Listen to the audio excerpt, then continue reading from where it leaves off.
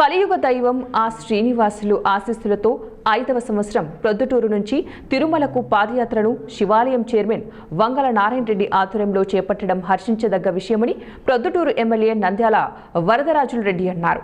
ప్రొద్దుటూరులోని TTD కళ్యాణ మండపం నుంచి 650 మంది శ్రీ వెంకటేశ్వర స్వామి భక్తులు పాదయాత్రగా బయలుదేరి వెళ్లారు. ఫిబ్రవరి 3వ తారీఖున తిరుమలకు చేరుకుని అక్కడి శ్రీవారి దర్శనం చేసుకునేందుకు అన్ని ఏర్పాట్లు చేశామని తెలిపారు. ఎంతో భక్తి శ్రద్ధలతో వ్యయ ప్రయాసాలు కూర్చి పాదయాత్రకు పూర్తి బాధ్యతలు వహిస్తున్న శివాలయం చైర్మన్ కు ఎమ్మెల్యే అభినందనలు తెలిపారు. వండుకునేదానికి వసతులు, బాగా నడిచిపోయి అలసిపోయిన వాళ్ళందరికీ ఉడుకు నీళ్లతో స్నానం చేసే వసతి, ఇవన్నీ ఇప్పటి 5వ దఫాగా దీనిని నిర్విఘ్నంగా కొనసాగిస్తున్న ఉప్పలపాటి నారాయణ రెడ్డి గారికి ఈ ఆర్థిక ఖర్చులని భరించుకొని ఆయన తిరుపతికి పిలుచుకొని పోయి ప్రతి ఒక్కరికి వచ్చిన వాళ్ళందరికీ పాదయాత్ర దర్శనం కల్పించడం జరుగుతూ ఉంది. 2వ తేదీ ఉదయానికి వెళ్తా అలిపిరి దగ్గరికి చేరుకుంటారు.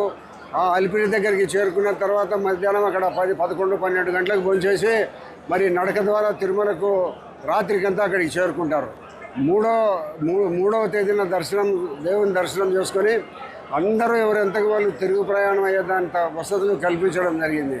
నారాయణ రెడ్డిని మనం ప్రత్యేకంగా అభినందించాలి. ఎందుకంటే నారాయణ రెడ్డి కంటే చాలా ఆర్థికంగా బాగా ఉండబడిన వాళ్ళు ఉన్నారు.